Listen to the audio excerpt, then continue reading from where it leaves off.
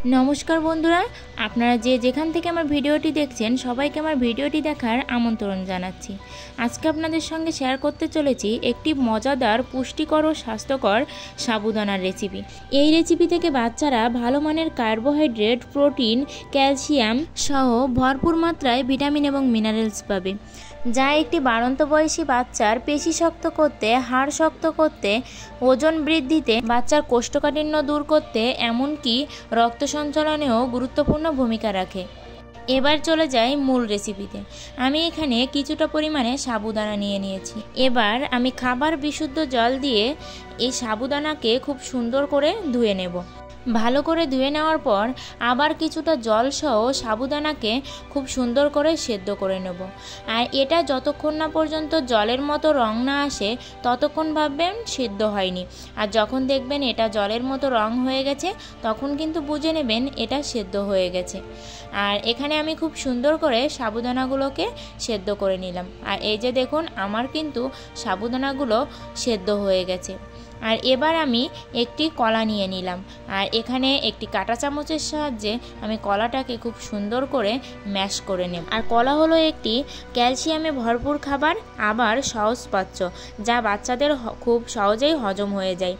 আর এই কলাটি এভাবে ম্যাশ করে নিলে কিন্তু বাচ্চারা বুঝতেই পারবে না যে তারা কলা খাচ্ছে নাকি অন্য খাবার খাচ্ছে। আর এভাবে সাবুদানার সাথে খাওয়ালে যেসব বাচ্চারা ফল খেতে চায় না তারা কিন্তু সহজেই এটা খেয়ে নেবে। আর এখানে আমার প্রিয় বন্ধুদের বলতে চাই, আমার ভিডিওটি ভালো লাগলে একটি লাইক করে কমেন্টে আপনাদের মতামত জানাবেন। আর আমার চ্যানেলটি সাবস্ক্রাইব করে পাশের ঘন্টাটি বাজিয়ে অল অপশানে সেট দিয়ে রাখবেন। আর এবার এই সাবুদানার ভিতরে আমি কলাটাকে মিশিয়ে নেব। আর আমার বাচ্চা যেহেতু এই খাবারগুলো খায় তাই আমি আপনাদের সঙ্গে শেয়ার করি।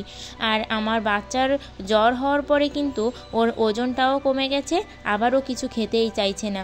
তাই তাকে এরকম মুখরোচক খাবার দেওয়ার জন্য আর তার স্বাস্থ্যটা ঠিক করার জন্যে, তাকে সঠিক পুষ্টি দিতে কিন্তু আমি বিভিন্ন রকমের রেসিপি তাকে বানিয়ে খাওয়াচ্ছি, তাই আপনাদের সঙ্গে শেয়ার করছি।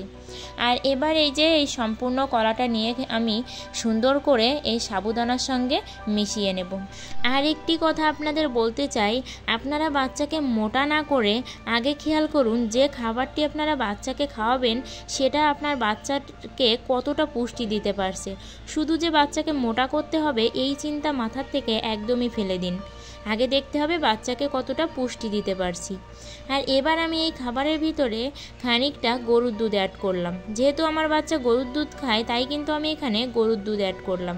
আপনাদের বাচ্চারা যদি গরুর দুধ না খায় তাহলে কিন্তু আপনারা ফর্মুলা দুধও অ্যাড করতে পারেন।